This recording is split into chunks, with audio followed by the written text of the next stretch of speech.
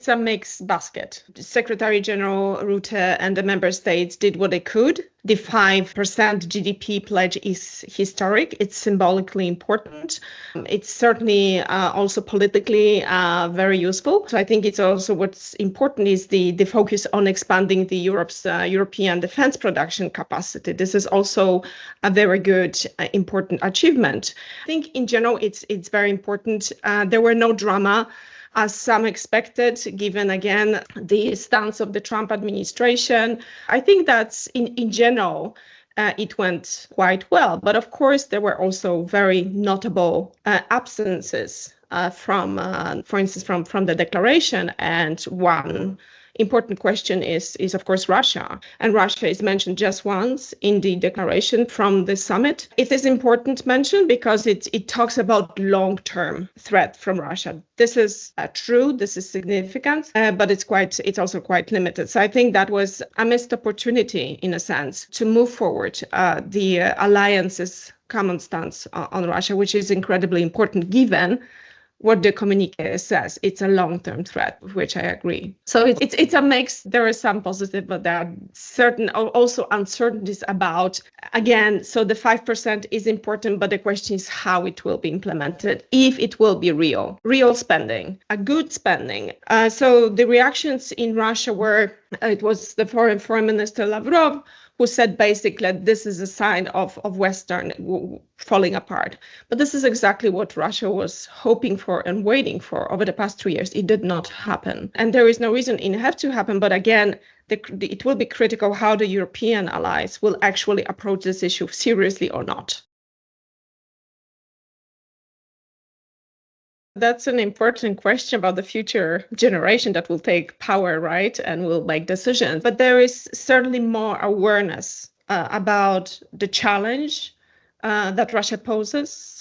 However, the immediacy, the urgency of the challenge and threat varied.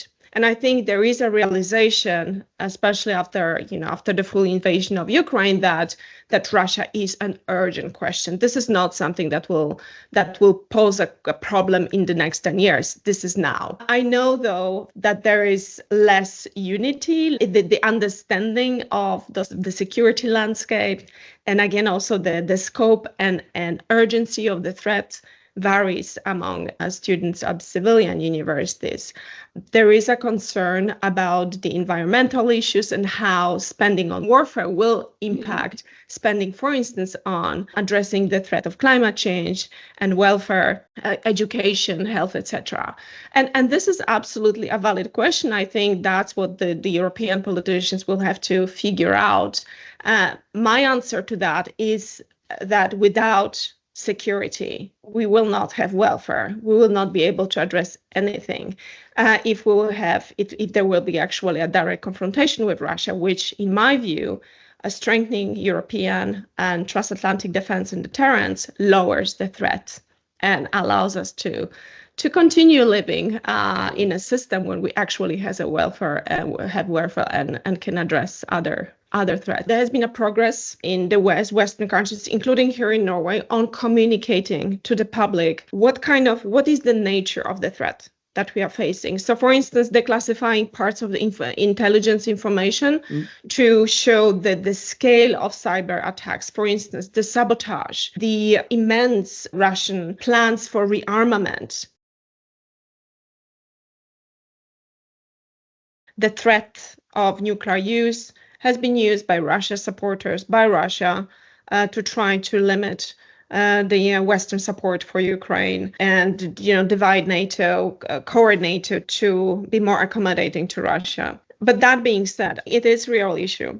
It is a part of Russian strategy. I don't think that denying it helps us, actually. The possible limited use of non-strategic nuclear weapons is part of the Russian strategy. Russia has both the doctrine, capabilities, capacities, and also operational pattern over years have shown that this is the case. But so the answer, in my view, is not to, deny that, but rather find solutions to that, to undermine that strategy. It will depend on the cost, risk, benefit, on the assessment of the situation on the ground, of what kind of response Russia will get. Will there be response at all? And what will be the price that Russia will have to pay? So it's a dynamic concept.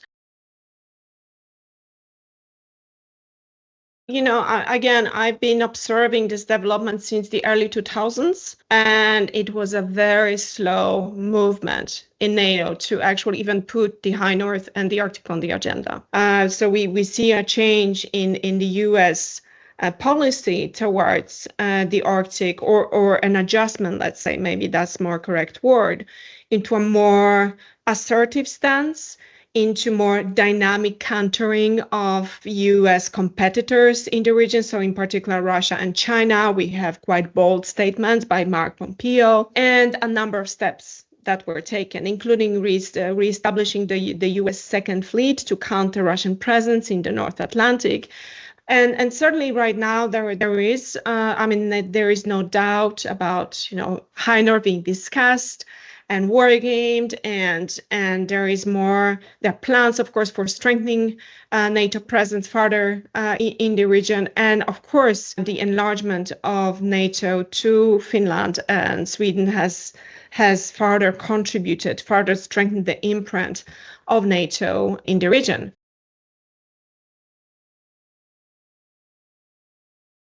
It's been a while since Norway hosted French president, so this was certainly significant, and I think there is also symbolism in that. My reading is that it shows an increased interest of France in Northern Europe, in the High North, and in the Arctic. But also, the French capabilities, especially perhaps naval capabilities, are valuable addition to strengthening the presence, defense and deterrence on the northern flank. The idea of strengthening alliance in the region, so also in that sense, also the transatlantic link in that region is absolutely important.